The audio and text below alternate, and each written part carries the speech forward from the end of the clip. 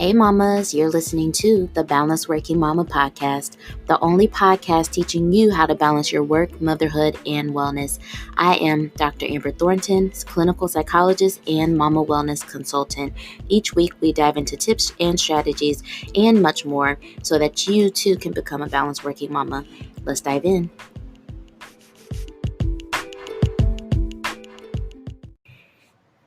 Hey mamas, it's Dr. Amber here. I hope that you all had a really great holiday week. Hopefully everyone is feeling full in terms of having great food.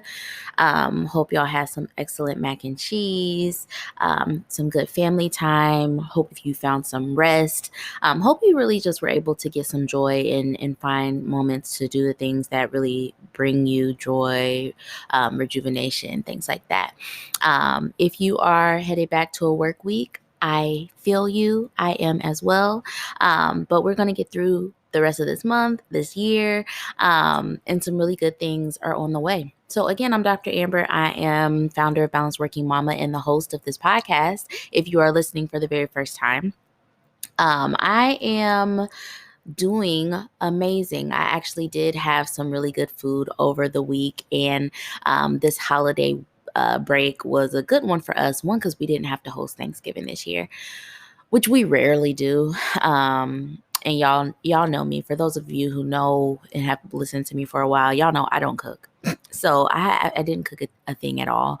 Typically, if we're hosting, my husband is cooking, and then I'm in charge with cleaning up everything. But we did not have to do that this year, and I'm so grateful for it because it's stressful. Either way, I'm really feeling good, ready for another week, and I hope that y'all are as well.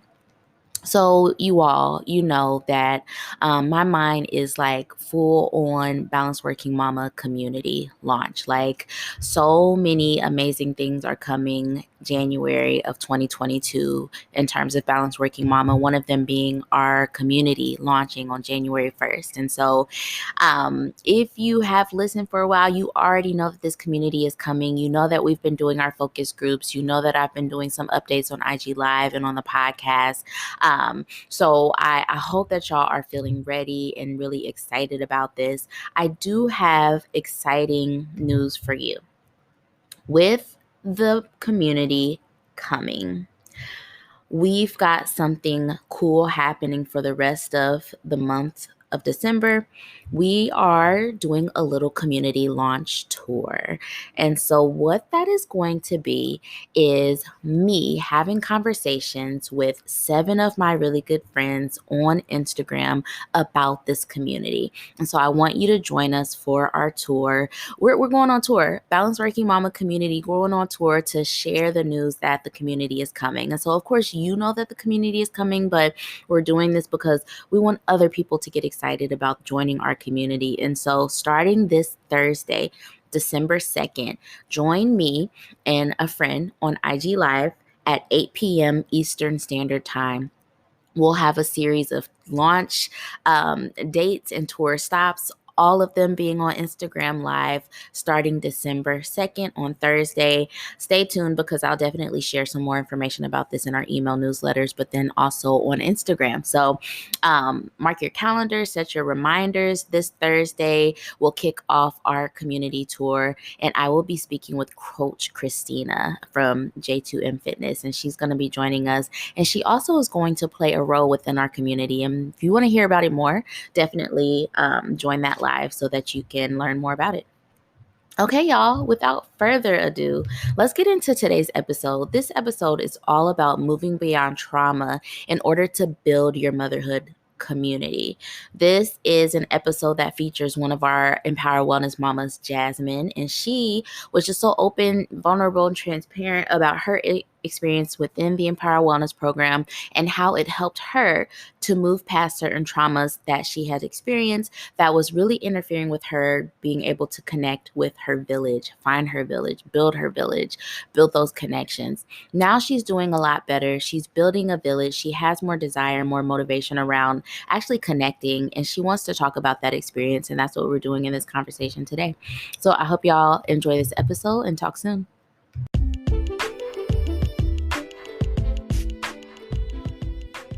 Hey mama, Balanced Working Mama is growing. I want to make sure that you stay connected and up to date with everything happening over here. So you don't miss any of the good stuff, head over to balancedworkingmama.com, sign up for the newsletter. You'll always be the first to learn of any new podcast episodes, events, programs, and you'll get a hello from me every now and then. So sign up today, mama, because I want to connect with you soon.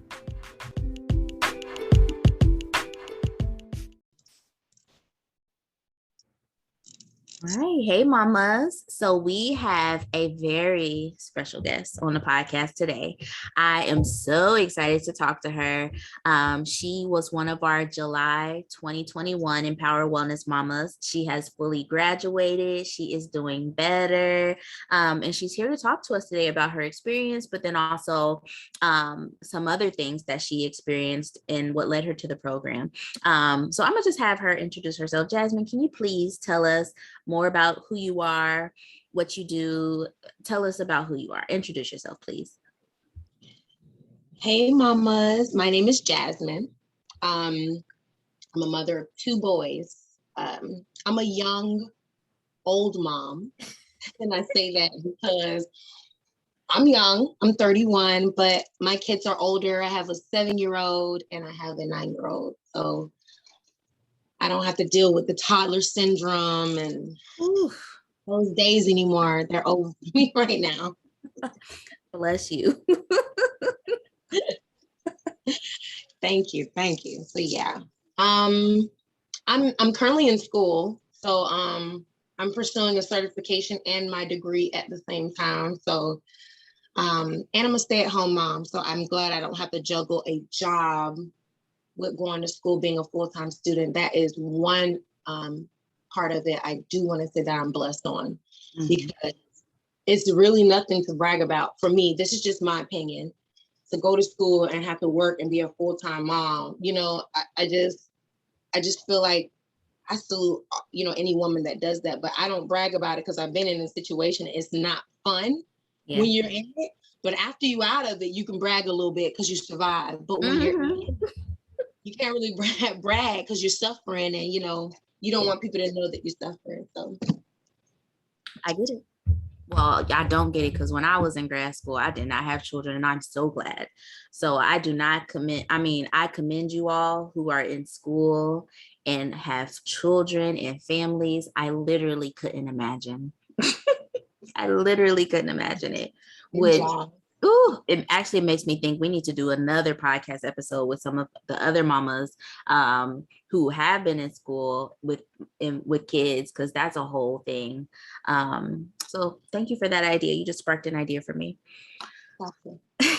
Well, I'm excited to talk to you today because I know that and I've told you this several times, so this won't be new, but I am so proud of you just in terms of your work in the Empower Wellness Program and just how you showed up for yourself. And,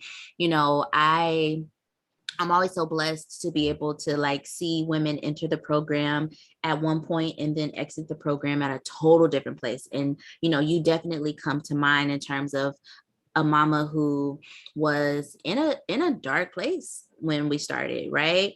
And then when you left the program, just completely different. And even now I see you on Zoom and you're just glowing.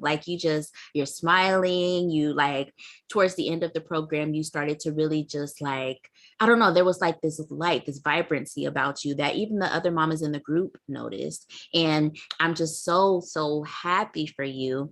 And that's what I want us to talk about today. But also I know that your experience was unique because you and I talked about your experiences of trauma and intergenerational traumas and how that has really impacted you in motherhood. And that's what I'm really hoping that we'll talk about today as well, because I know that there's so many other mamas who deal with that.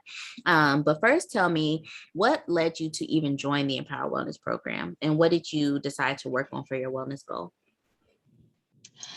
Well, first, what I decided to work on for my wellness goal was building my village.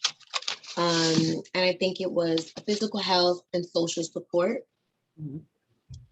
And what actually led me to join the empowerment group is I saw one of my old classmates had, I guess she shared, I guess you were on a podcast with her or something. And I was listening to it and I started following you after that because of the things that you were saying. And it was just this one particular day where you posted something about, it was like real quick about traumas. And you started talking about the book from Oprah Winfrey Yeah. and Bruce, the psychologist, What Happened to You. Yes. So that book is what happened to me. Mm. And it inspired me so much to actually go out and buy that book Yep. via Audible, because I can't, like, I like sitting with books, but because I'm so busy, I like to have my hands moving and I'm listening. So when I listened to the Audible, it was ooh, I could just tell you it was a life changer. It changed my life Mm-hmm. because I was in a dark spot because I was like coming to like a lot of self what is it called? Learning about myself. I was self-exploring and I realized parts of me that I did not want on me. Mm-hmm. So when you brought up that book, I went out to read it and I don't know, it just like understanding what happened to me, Yeah. because for 31 years I didn't know, Mm-hmm. you know, when I understood why I behave the way I behave, talk the way I talk, think the way I think, move the way I move, you know, it's because of my traumas. It was because Mm-hmm. of the things that I experienced. And I didn't realize that my trauma raised me. Like I was Mm-hmm. raised by my trauma. I really was. Like it was teaching me like how to walk, how to be, how to behave, And to be honest, it was actually like in the place of my mom. Like it actually took the place of my mother. Wow.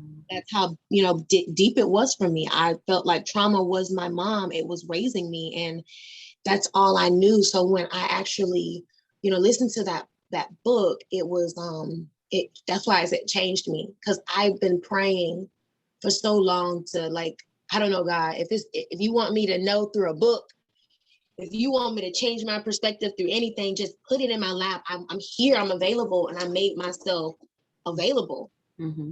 And the book fell in my lap, and I recommend it for anybody to read. Mm-hmm. I really do. Like, it will change how you see life and how you look at people. Absolutely. It does, because I realize I am a humanitarian behind it, because I do like people. You know what I mean? Mm-hmm. And a lot of people don't like people, Mm-hmm.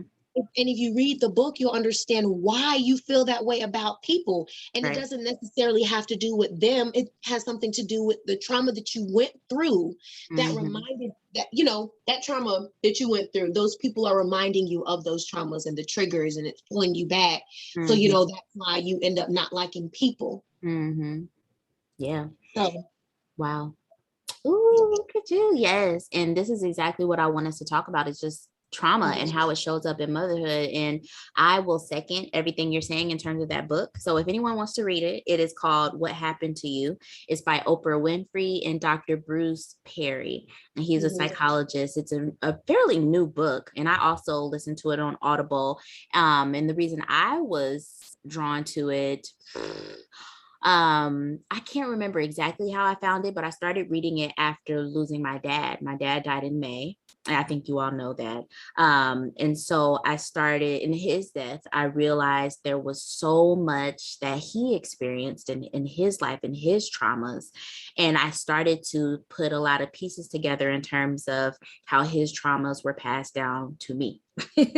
And how I was currently dealing with a lot of stuff that he went through. And so that book was really eye-opening for me as well, just in terms of like how I operate, how I move. Like you said, trauma absolutely had a role in, how I was raised, because it very much had a big role in my father's life. And so eye-opening for anyone who has experienced trauma directly, for anyone who has experienced intergenerational trauma because your parents have experienced trauma. It's a really, really good book. And I feel like that book in my opinion, and you tell me, Jasmine, I feel like you reading that book really primed you to be in a space to participate in something like the Empower Wellness Program. Because I don't know if you would have been ready to participate without reading that book first, but what do you think? I agree because Oprah did state, because she was like wondering, she asked Bruce, like, how do you heal from trauma, Yeah. especially if you're an adult? You know what I'm saying? Is it like too late? And he said it's not too late, which gave me hope. Yes. Like, it gave me so much. You don't understand the hope that I had. It was like I felt like I won the lottery for a moment. Like, really, that you can heal from trauma? And they told me that you can heal from trauma through community. Mm. So I'm just like, book plus the doctor plus the program, that come on, it was falling into the Yeah. right places at the right time in my life. Yeah.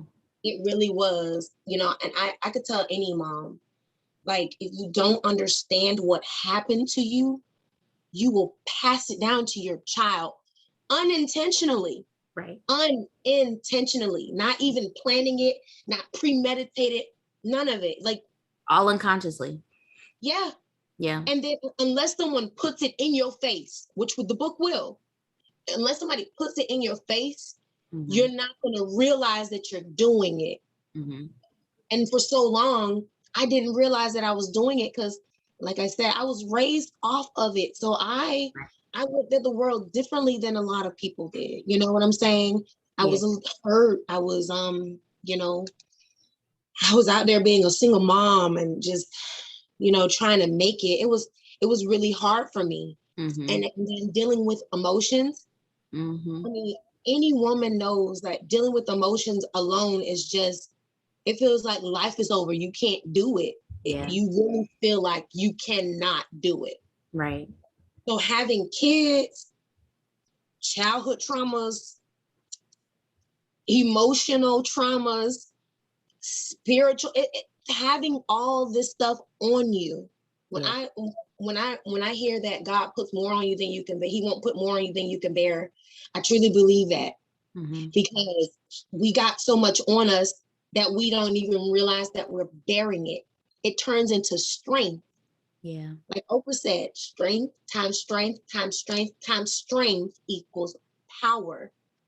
I remember that line because every time I wanted to give up, I kept going, and that was strength every time. So I'm like, man, I got power. That means I have the power to keep going. I have the power to motivate somebody else to keep going, because we all feel the same. Yeah. We all feel the same. We feel the same. We react the same in our head. Some of us react differently, humbling ourselves, but we're all the same. Everybody goes through the same thing in different ways. Right. That was a promise. Yeah. And so if anybody's listening to this and y'all got connections to Oprah, let her know that we are fans of the book and that we love it because it was good. So Jazz, I want to ask you a little bit more about trauma. And more so, I wanted to ask you, like, how did you start to notice that trauma was showing up for you in motherhood? And I know that you and I kind of talked about this a tiny bit. And again, I'll just reiterate, I really do think you were primed and ready to join the program. And you were so open and so vulnerable, but I could tell there was so much emotion there, just in terms of, like, you selected a goal. There were a lot of goals that you wanted to work on, but the one specifically about building your village, that was a huge goal for you because it meant that you had to be open and vulnerable. And what we know about trauma is that trauma makes us closed and not vulnerable. And so, like, it's really the opposite. Like, you were in a place where you were used to operating in the world being very closed off and not vulnerable, but you decided to work on a goal that required you to be open and vulnerable. And so I know that was hard, and you did it. But I want to ask you more about, how did trauma show up for you in motherhood now that you can look back and kind of recognize these things a bit more? Well, you said, how did it show up for me? Like, do you mean like,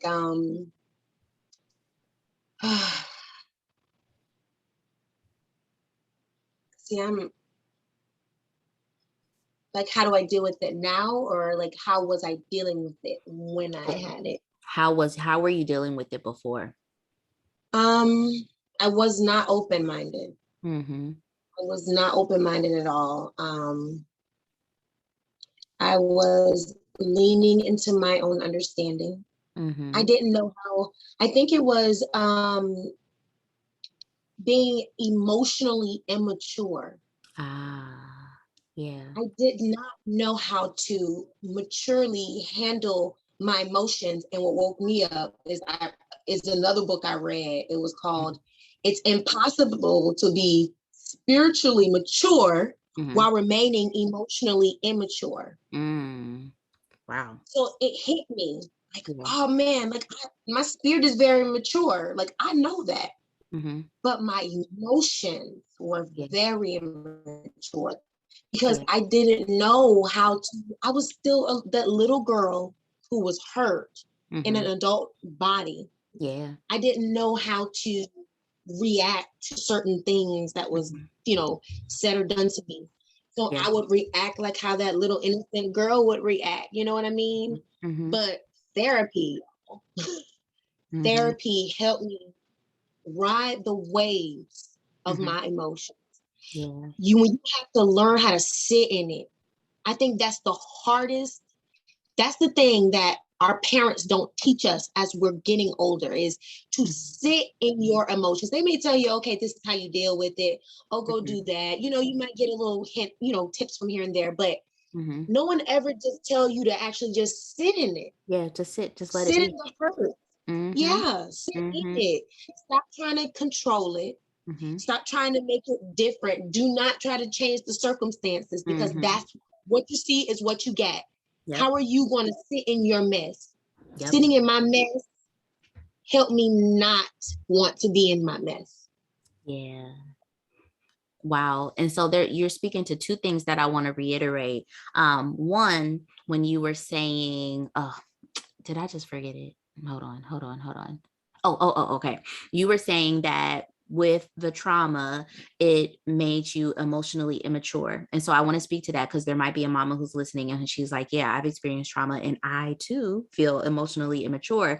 And the reason for that is, like you said, Jasmine, when we experience traumas, it tends to keep us stuck in that developmental period that the trauma happened in. And so, for instance, if you experienced a trauma at like 5 years old, there's going to be a lot of characteristics that you carry on into the rest of your life that are still like that 5 year old if that trauma is not addressed. And that it doesn't happen to everyone like that, especially if you get intervention, if you get therapy, if you have parents who are able to really address these things for you, then you can move forward developmentally fine. But for people who experience traumas, there's no therapy, there's no, parent to talk to you through it. There's nothing, and maybe even there's just more traumas. We tend to get stuck in that period. And so that's why many people find themselves feeling very emotionally immature or like really reactive in moments of stress or distress or things like that, is because we're still very much like that young person who was traumatized years ago. And so, yes, I wanted to validate that. That's absolutely the truth. And then you said another thing about, no one really teaches you how to sit in your emotions. And that is so true because, yeah, I think, the generation that raised us, that was not their thing. Genre. That was not their thing to sit in no No. emotions. Their thing was to block it out and pretend like it wasn't there. And so now we know, and again, acknowledging they did the very best that they could with what they had, but now we know a little bit more about how, if you were traumatized or if you're experiencing a feeling, you have to process it. And when we say process, that really just means you have to sit with it. You can't try to make it go away. You got to sit with it. And that's exactly the same with trauma. With traumas, we have to sit in the discomfort in order to be able to manage it better tomorrow and the next day and the next day. That's exactly how we heal. So I'm so glad that you learned that along the way, because that is how we move forward with trauma. Let me touch bases with you on that now that you're saying that. Mm-hmm. With the whole, I feel like our generation, when I say our generation, I'm talking about the 80s and the 90s. Yep. We've had the baby boomer generation. They were the old school traditional, did things the old way. Yes. Not everyone who was born in the 80s, 90s, we're millennial parents. Mm-hmm. I don't know if anyone else sees the generational shift from when we were kids to the millennial kids. It's a completely different, I want to say vibe. I'm just say vibe. Mm-hmm. And I say that because most of us realized what happened to us, and we didn't want to pass it down to the millennials. You know what I'm saying? I don't want to, bash old school parents, because I'm not, but I'm just speaking in a general aspect. If they had came to the realization while we were kids, Mm-hmm. our lives and our aspect on life would have been completely different. Yeah. Our kids probably would have been loved and nurtured differently. Postpartum wouldn't even probably exist. It wouldn't. And a lot of feelings, emotions, Mm-hmm. the village, social support. You know what I'm saying? Stuff like that comes from not having community. Yeah. Our parents didn't teach us to heal through community. Right. Well, I can't speak for everyone, but me being born in the 90s, my parents didn't teach me, if you're hurt, this is how you could heal from that. They Mm-hmm. never broke it Mm-hmm. down and want to dissect that as much as I want to, because it's important that us parents, as millennial parents, we have to do right. Yeah. Because we know what happened. We know what's going on. Mm-hmm. I 100% agree with you, and that was one of the biggest reasons why I felt like balanced working mama was something that needed to be born, because I definitely noticed the shift in terms of how I am trying to be a mother, and how my mom learned to be a mother, and how my grandparents or my grandmothers were mothers, and the vibe is just different. It's just so different. And sometimes I get really excited about like seeing this next generation of kids. So like us, we're millennials, like when we're raising this next generation, I get excited to see who they're going to be, because as millennial moms, we're faced with like all of these new awakenings, and that shit is hard. Like it is hard, but it's It also is. very healing, because we get to right a lot of wrongs, and it is exhausting and hard.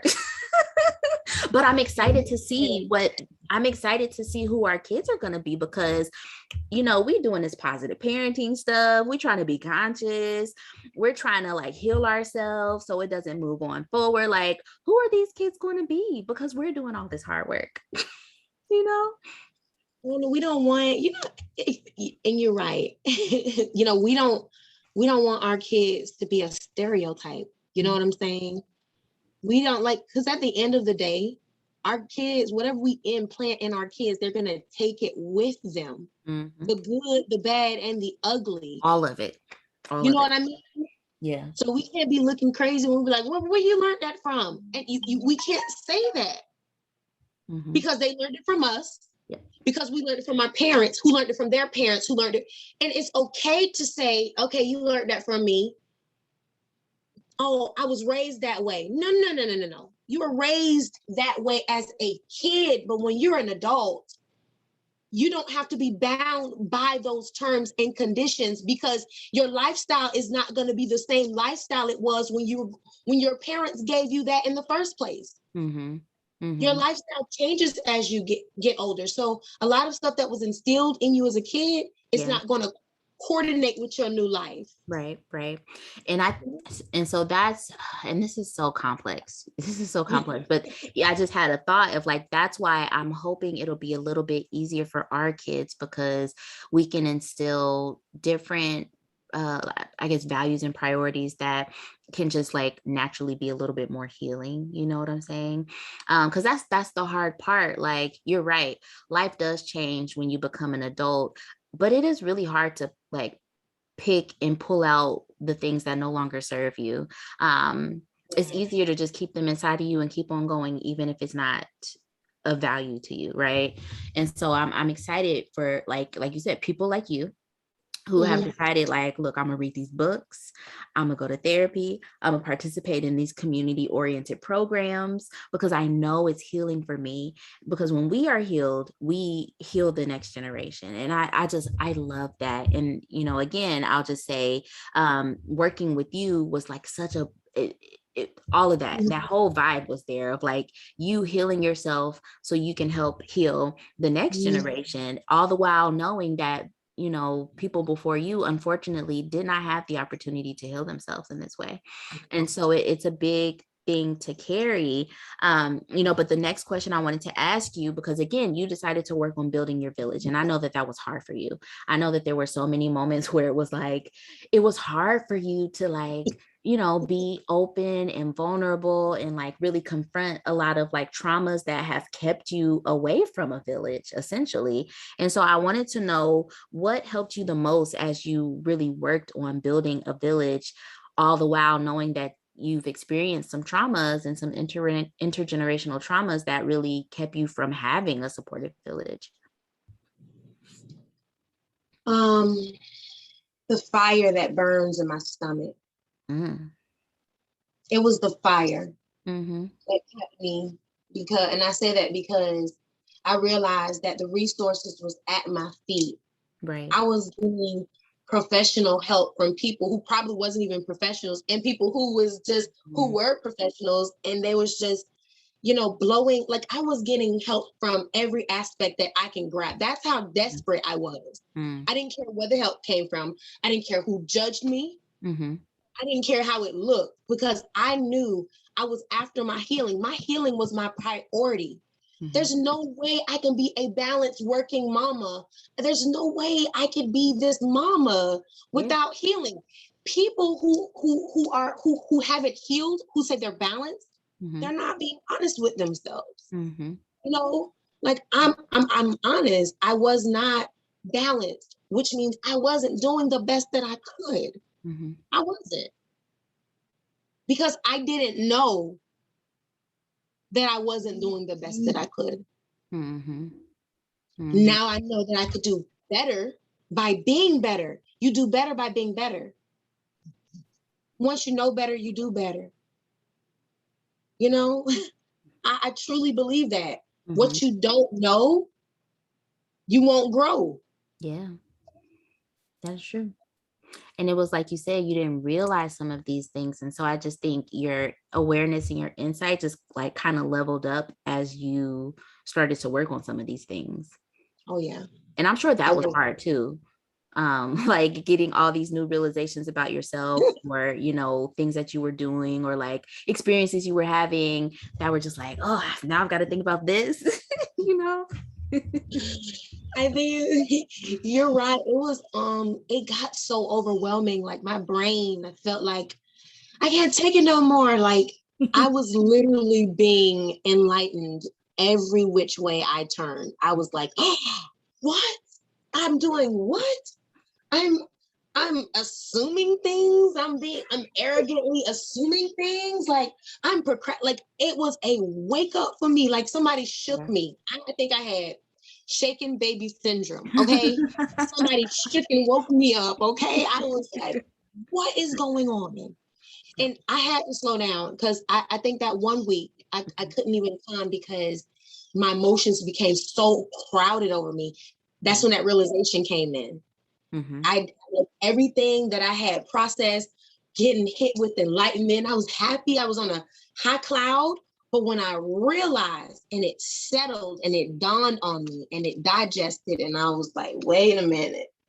That's the truth? Like, this is my truth? I'm living in my truth? Like, and then that's when I started feeling the emotions rising. And I kept telling myself, Jazz, sit in your mess. Realize what is going on. Don't freak out. Just sit in it. Like, yeah. I did, y'all. I was what people say dramatic, but I realized I was dramatic in that aspect because I was emotionally immature. I didn't know how to be assertive. I didn't know how to be open. I didn't know how to be I just I didn't know how to be, I didn't know how to walk with grace. Mm-hmm. Yeah. I Wow. just had to learn how to walk in grace, Mm-hmm. to be Mm-hmm. Mm-hmm. And you did a hell of a job. You did great. You really honest. did. Because again, I am inspired by you in terms of you sitting in your mess. I think that needs to be on a shirt or something. Like that's real. Like just sit in it because there's healing Yes. on the other side for sure. And you are such a perfect example of that. But I want to ask you, what was your favorite part about the program, the Empower Wellness program? What helped you the most, or what was your favorite part? My favorite part was the accountability partners, because it turned sisterhood into a Mm, healing community for me. yes. It did. I love It that. was like, wow, man. Mhm, People really sharing our stories, and mhm. we didn't realize that we were healing ourselves through each other's stories, getting intertwined in each other's stories and healing at the same time. Mhm, mhm. That's how I felt like it was for me. I love that. And you know what? And on my end, whenever I'm like putting the groups together, because we usually do two groups of like 5 or 6 mamas, and I never really know how the group's going to go because one, I don't always know everybody before they join. And two, we don't really have a sophisticated way of grouping yet, other than just time and availability. And so it's like different personalities, like different characteristics, different experiences are all in one group. And so I'm always just like hoping and praying, like, well, I hope this is a good group. And so I just love that you all find ways to connect and bond, even in your differences, because like y'all in your group, many of you had similarities, but also y'all were different from each other as well, but y'all still were able to come together and support one another. And like you said, it felt like a community and a sisterhood to you. And that is amazing. Because like we just said, healing happens in community.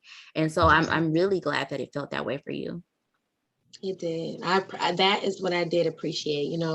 Even though everybody was miles away from each other in different states and Yep. time zones, and it felt like everybody was there. It felt like we was just in the same city but at our houses, and Yep. oh my gosh, it just, I don't know. I enjoyed it. Mm-hmm. I really did. Mm-hmm. It was that for me. I appreciated it. Oh, you're so welcome. And so now tell us, thinking about who you were before you started the program and who you are now, how are you doing? How is life going for you now?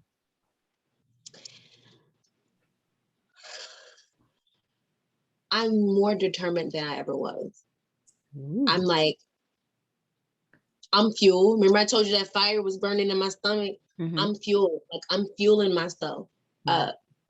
to fuel other people up, because Mm-hmm. it's so many people Mm-hmm. like this, like me, so many, and they don't want to talk about it, and it's okay. It's not something that people go around talking about, but I bet you if people made that into a norm like they do gossip, Yep. people would be so more open and just more authentic and more transparent.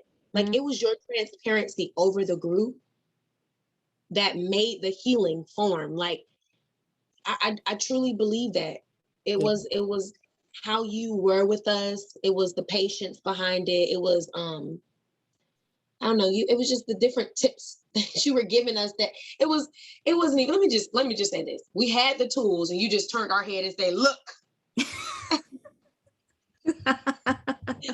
it's right here. Look at it.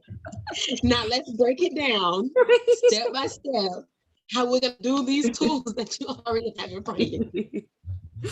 That is hilarious. Look, I'm happy that I could be helpful, okay?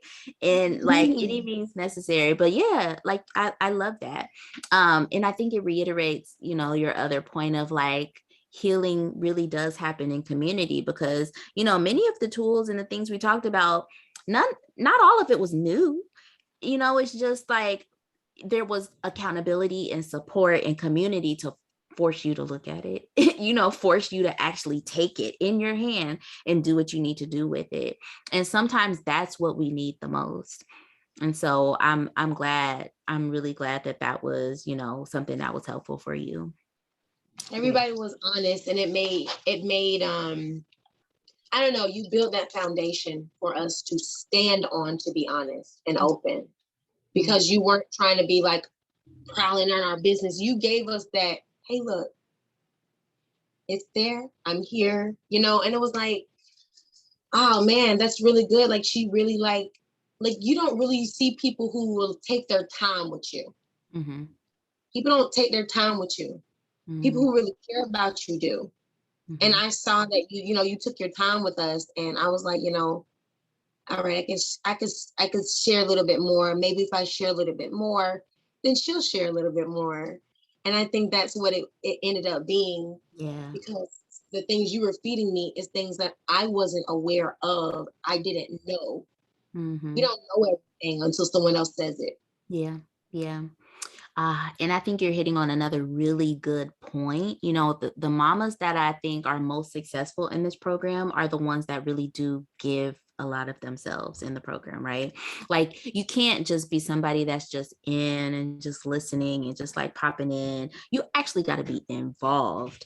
And if you're not involved, you don't really get a ton out of it, unfortunately. You got to really give yourself, because it allows you to be open and to receive from the other mamas. But then also the other mamas learn from you too. So it's like this uh, this relationship that's happening, but you have to be fully involved in it. It doesn't work if you're just listening or just there and not really participating. Mamas don't get a lot out of it when they do that, but like you fully gave it your all, and we could feel it and we knew it. And I think that's why it was so helpful for you. And so I want to ask you, I know that there are mamas who are listening and they're like, wow, I've been through traumas as well. This is really resonating with me. I have felt ashamed. I felt all these things and it's really kept me stuck. What tips do you have for mamas who are also struggling with like past traumas or inadequate villages? What tips do you have for them in terms of how they can seek healing and move forward? So one tip is what I would suggest is find out what happened to you first. Mm, Then you will understand why you have inadequate villages, wow. because however you was raised, that's what you're going to be comfortable with people and relationships. Mm-hmm. So if you was raised in not so healthy, environment, you're Mm-hmm. going to have those relationships like that, friendships too. So that's why I suggested to find out what happened to you first, and then build that adequate relationship. Because if you're in a relationship, you're going to be stuck in it, because now you realize what happened to you, but they don't realize what happened to you. Now you got to try to explain it to them and hope that they'll reciprocate and be open. You Mm-hmm. don't want to have to go through that. You know what I'm saying? It Mm-hmm. just it's just better to do it that way. And the second thing that I would suggest is, if you don't learn to put away mom guilt, you will never find your secure joy. Mm-hmm. As we become mothers, Yeah. we unconsciously lose our joy for the things that we used to do because of mom guilt. But once we put away mom guilt, you'll start finding out the little stuff that you used to like. And Yeah. then you'll make time for it. Yeah. Oh, I used to like that. Oh, I miss how that made me feel. Oh my God, I have not just taken a moment to walk on the beach. I have not felt the sand in my toes in forever. And it's crazy because we feel guilty going to the beach and enjoying ourselves. I refuse Mm-hmm. to feel guilty about making myself feel good to make my kids feel better. Ooh, How come can on. you be a healthy mama if you're not making yourself feel good? You have Mm. to put away that guilt, that whatever. You have to put it away for yourself. Yes. And if you don't, you won't be balanced. Nope. Take care of you so you can take care of the people who looks up to you. Yes. You Yes. know? That was a And word. It was. I'm sorry. Go ahead. no, you're fine, girl.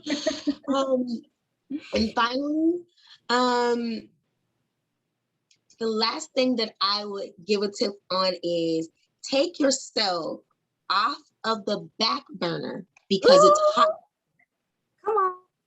I know I posted that because you said that a while ago. Say it one more time. Take yourself off of the back burner because it's hot back there. Yes. Okay. And so, because I know exactly what you mean when you say that, for mamas who are listening and they're like, I'm not sure what that means. Please break that down for us. What does that mean? So what I mean is we're so comfortable being on the back burner, putting everybody's needs, before our needs. We're comfortable back there. That's where we're comfortable in. But when you take yourself out of that comfort zone, that back burner is the comfort zone. That's what it is. Yep. It's a comfort zone. It's where we run to. It's what we go. It's what we know. It's what we grow. Can't grow back there, though. You cannot grow in the back. You don't see people putting their plants in the back, in the shade. They put them in the front, in the sunlight, where the brightest part can be seen. You have to put yourself on the brightest part that can be seen. You are a light. Yeah. Why sit in the back?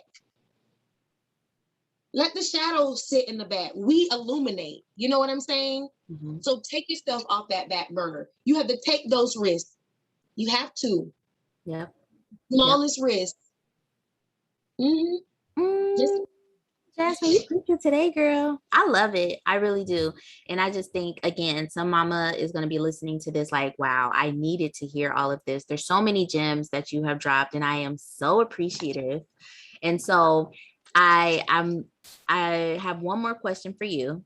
And it is, how can mamas connect with you if they want to, after listening to this? How can they reach out to you? How can they connect with you? They can follow me on IG. It's Jazzy D, like David, _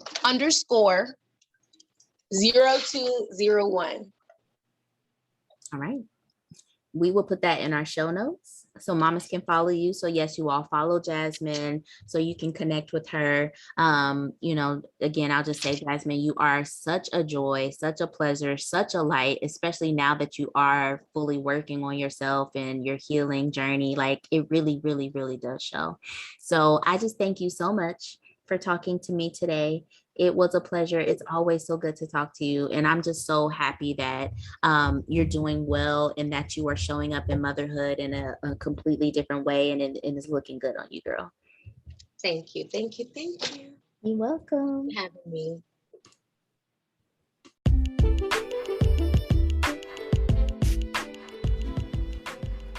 Hey mama, I'm so glad you're listening to the podcast, but I also want to connect with you on social media. So be sure to follow me and Balanced Working Mama on Instagram.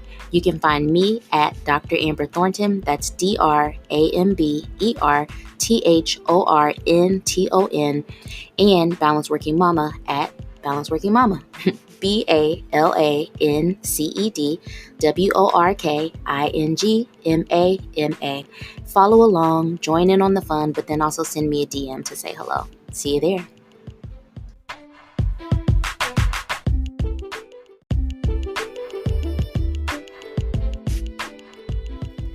Hey mama, thank you for listening to the Balanced Working Mama podcast. If you love this podcast, please be sure to rate it and share it with another mama that you know. And don't forget to follow me and Balanced Working Mama on Instagram. I'll talk to you soon.